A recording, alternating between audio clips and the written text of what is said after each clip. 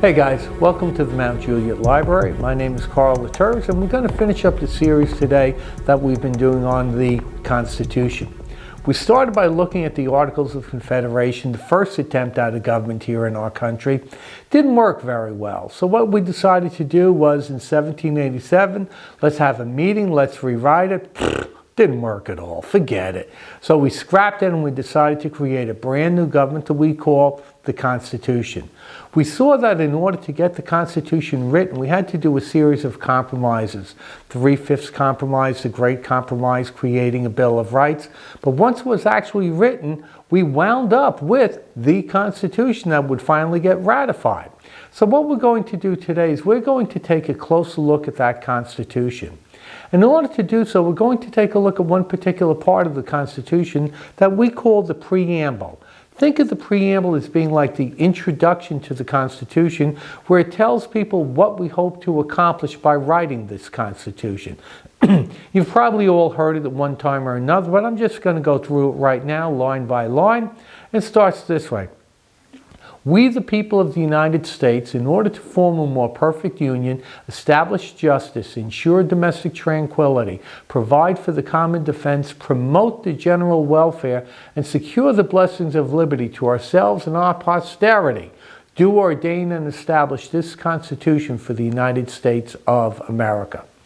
Now, it is so beautifully written, but what I want to do now is I just want to take it apart line by line so we understand exactly what it is that we're hoping to accomplish with this Constitution.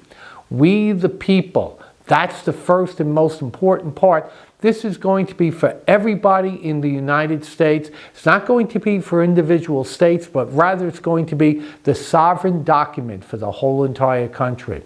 In order to form a more perfect union, meaning that the Articles of Confederation was like a baby step. Now we understand what we did wrong. Now we're going to correct it. And in doing so, we hope to establish justice by establishing a national court system, which was a problem that we had under the Articles of Confederation. We didn't have a national court system. Ensure domestic tranquility. By having fair laws and the laws being enforced, that's going to create for a much more peaceful nation. In the event that we need it, we're going to provide for the common defense, meaning we are going to have a national army instead of 13 separate little state armies. We are going to promote the general welfare. This government will provide for a greater source of unity, much greater social cohesion, which will lead to a stable government, which in turn will make it possible for us to secure the blessings of liberty to ourselves and our posterity. Not just for us, but for all future generations as well. Do ordain and establish this Constitution for the United States of America. Meaning that once 9 of the 13 states ratify it, that is the new government. And the states that haven't as of yet ratified it got a choice. Either go on your own or eventually ratify it and become part of the United States. In 1791, kicking and screaming all the way, Rhode Island joins the United States by ratifying the Constitution, and we're on our way. Now that we see what we were hoping to accomplish by that Constitution, or the Preamble, let's take a closer look at it. There are a couple of things that are built into the Constitution that really make it a very effective means of governing. Separation of powers, the system of checks and balances, and lastly, division of powers. Separation of powers is going to separate the power to govern into 3 different branches, completely different from the Articles of Confederation, which only had one branch, the legislative body. So let's take a closer look at this. Article 1 creates the legislative branch of government, the Congress, the bicameral Congress, which is going to be made up of the House of Representatives and the Senate. Their job is going to be to make the laws. Article 2 talks about the presidency or the executive branch of government, and that's going to create the president, the vice president, his cabinet, and all federal agencies. Their job is to enforce the laws. Now, when I say enforce the laws, I don't mean that we're going to see President Trump running down Mount Juliet Road chasing after a criminal. No. what he's going to do is he's going to use all his federal agencies to make sure that the laws that have been created by Congress are now going to be enforced. And once they've been enforced, now it's going to go to the judicial branch of government, Article 3, and Article 3, along with the Judiciary Act of 1789, is going to create our federal court system. Their job is going to be to interpret the laws, meaning that they're going to take a look at what the Constitution says, take a look at the actions, take a look at the laws that were created, and then they're going to determine the innocence or guilt of the person accused with the crime. By taking the government and separating it into 3 different branches, what we're doing is we're creating greater efficiency, and we're also reducing the likelihood of tyranny. From there, they refined it and they introduced a system of checks and balances. Now, I'm going to give you 3 actions and show you how each of these actions are going to be checked one way or the other. For example, Congress makes the laws.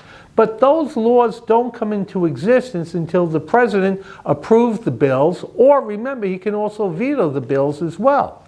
But let's say that they make the laws, the president agrees with the laws, there's still another check, and that's going to be with the courts. The courts can turn around and say, you know what, guys, that law that you just created, it's in direct contradiction with what the Constitution says. That's the power of judicial review. They can declare the law as being unconstitutional. The president has the power to create foreign policy. However, Congress has the authority to fund that foreign policy. If they decide that they don't like that foreign policy, then they can withhold funding like that. And let's say again that the president creates a foreign policy, Congress gives them the money for that. Again, there's that power of judicial review. If the courts find that that's in direct violation of the Constitution, it's going to get thrown out completely. And finally, the courts. The members of the courts are appointed for life. Well, that seems like it's impossible to control them. No, because remember, even though they're appointed for life, they still first have to be nominated by the President of the United States. And after the nomination, they still have to be approved by the Senate. We saw with the Kavanaugh hearings that can sometimes become very contentious. But even if the Senate then approves them, they're still, you're serving for life, but the Congress has the power of impeachment. They can impeach and then remove that member of the court if it's found that they've abused their power. So this system of checks and balances is very, very effective. Division of powers. Sometimes it's called federalism.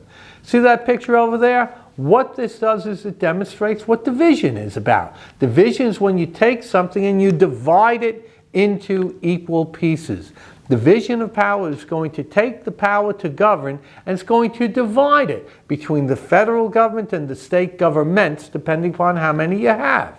Now, the federal powers, or the powers that are given to just the federal government, are called delegated powers. The powers that are given to the states only, those are called reserved powers, and the powers that they both share, that's going to be called concurrent powers. All of this is based upon the 10th Amendment to the Constitution. The 10th Amendment simply says that all powers not given to the federal government and not specifically denied to the state governments shall be reserved for the state. So let's take a look at this. Delegated powers. A federal power only is the power to declare war. So if Rhode Island gets ticked off at China, Rhode Island can't declare war on China all by themselves. It's the government of the United States via the delegated powers that's going to actually engage in a declaration of war. We learned from the Articles of Confederation you can't have separate currencies. So what they did is another delegated power, the power to print money. That's a power given to the federal government only. Reserved powers. These are powers that only the state is allowed to exercise. For example, the power to regulate a system of education. Now, in New York State, I had what was called a permanent teaching certificate in science and history. When I moved down here to Tennessee, I had to go through the whole entire process of getting certified to teach here in Tennessee. Why? Because states have their own system of educational regulation. Marriage and divorce laws.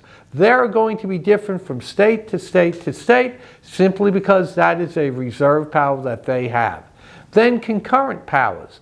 Both the federal government and the state government have the power to create laws. So the federal government can create federal laws, the state government can create state laws, but those state laws are only valid within the borders of that particular state. But both of them have the power to create laws. That's a concurrent power. When I moved over here to Tennessee, I used to live in New York where, oh, happy, happy, joy, joy, I got to pay federal taxes and a New York State income taxes. Down here in the great state of Tennessee, still have to pay federal income taxes, but there's no such thing as a Tennessee state income tax. That's the way in which they choose to exercise that concurrent power of taxation. I got to tell you, folks, this document, the American Constitution, is an amazing document.